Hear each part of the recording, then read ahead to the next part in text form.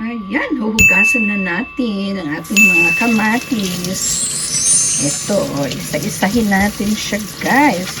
Hugasan natin ng mabuti ang ating mga kamatis. Tanggalan ng mga ganyan, oh. Okay, para siya ay malinis. At tayo ay magpapakulo na ng tubig para right after na mahugasan natin siya, pwede natin ilublob sila doon. Pero bago dyan, bago natin sila ilublob, para mabilis natin silang, ano ang tawag dyan, mabilis natin silang buksan, ang gagawin natin ay ito. Mag-slit tayo dito, X. Gawin natin yan, X. Parang X-Men lang sila, no? I-X mo siya. Ayan. Ayan. Diba? Na-X mo na yan. Para mabilis natin siyang balatan mamaya. Babalatan kasi natin sila isa-isa para maganda pag nilagay natin sila sa loob ng ating canning jar. Oo, meron tayong nabiling canning jar. 2 piraso lang po. Pasit, testingan lang natin. Canning jar. Meron siyang lid plus ang kanyang ring.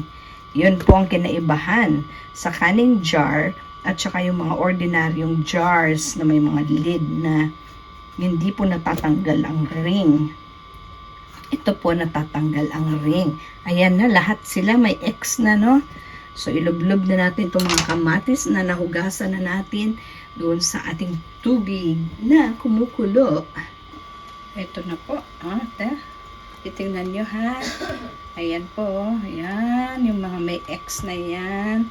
Okay, para mamaya, pag nakita na natin silang nagka-ano na, busin na natin, lagyan na natin silang lahat dyan. Okay, para mabilis tayo. Okay, hanggang yung ating mga kamatis na yan ay medyo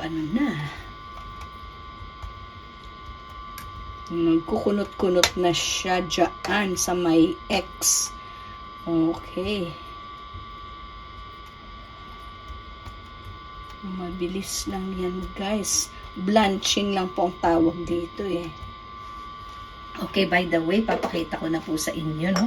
Ito pong sinasabi kong jar. Nakikita nyo po ba? Wait lang. Ito yung jar. Yan, na may ring. Ito yung ring. Ito ang ring. Ito yung lid. Ayan. Okay, diba? Ayan, guys, kung nakikita nyo, medyo wrinkled na. Wrinkled na po ang ating mga naka-X.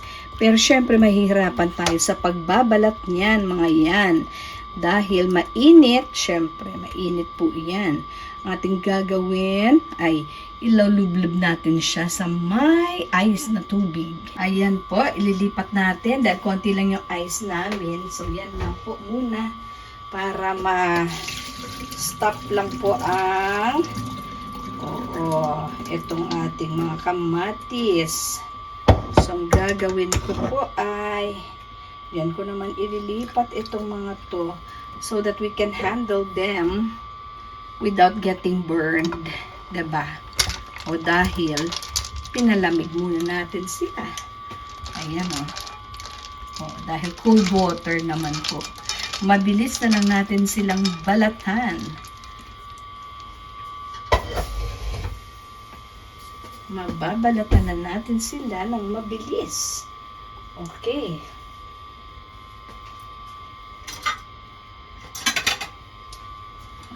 Ayan o. Lalagyan natin dito sa bowl yung mga nabalatan na natin. Ito. Excuse me. Diba? Tingnan nyo, guys. Mabilis na lang siya. Magbabalatan natin sila. Okay. The tomatoes. Pwede nyo tanggalan niya ng yung mata-mata dyan. So, kumbaga, na blanch lang natin ang ating mga kamatis. Tingnan nyo kung gaano kadali magbalat niyan. Ibig sabihin, yung ating preserved na tomatoes ay wala na siyang balat. Okay. Okay lang po iyon. Pwede din naman, kung gusto niyo may with balat, okay lang. Pero mas gusto ko wala siyang balat. Okay? Ayan o. Ilalagay ang asin. At pwede niyong tanggalan siya ng itong core. Or slice niyo siya. Pwede rin po. Kung gusto niyo slice, pwede. Pwede niyong slice. O kung gusto niyo yung kamatis niyo ay bilog, buo, pwede siyang ganyan. Okay? So, next, kamatis. Ito na.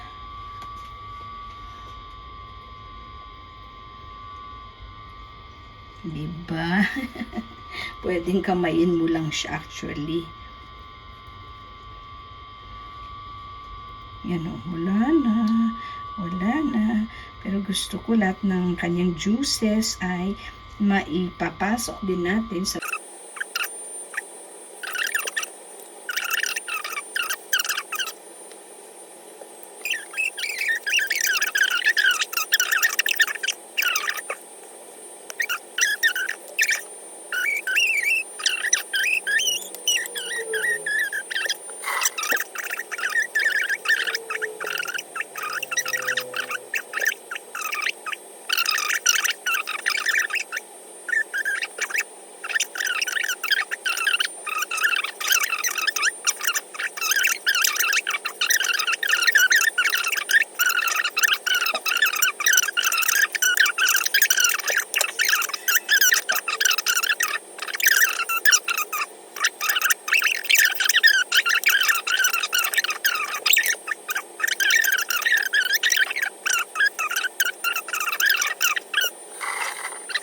Ito po, nakabili ako doon ng 2 canning jars na ganito.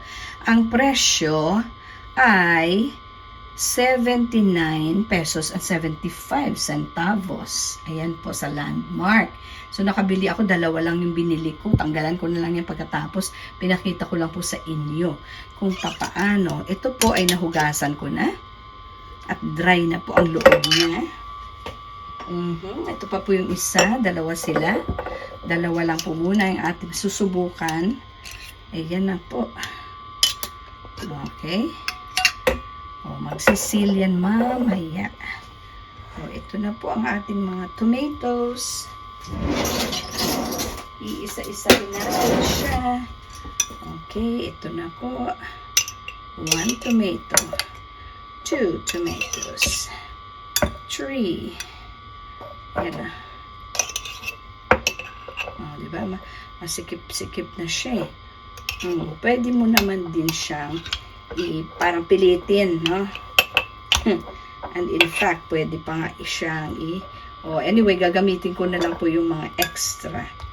Pag sobra, gagamitin na lang natin siya. Pwede pa yung dasok-dasok. Umaga. Dapat daw walang bubbles. Walang bubbles. Uy, grabe.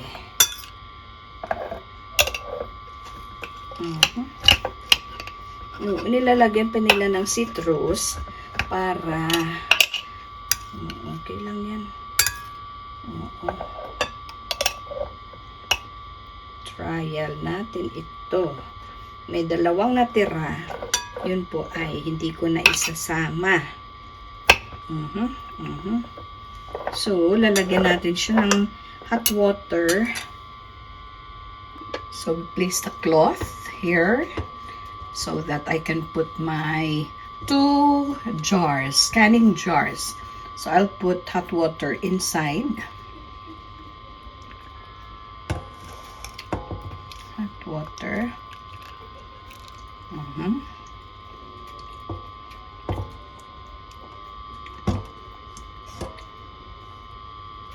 Okay. And then, I will put hot water here as well.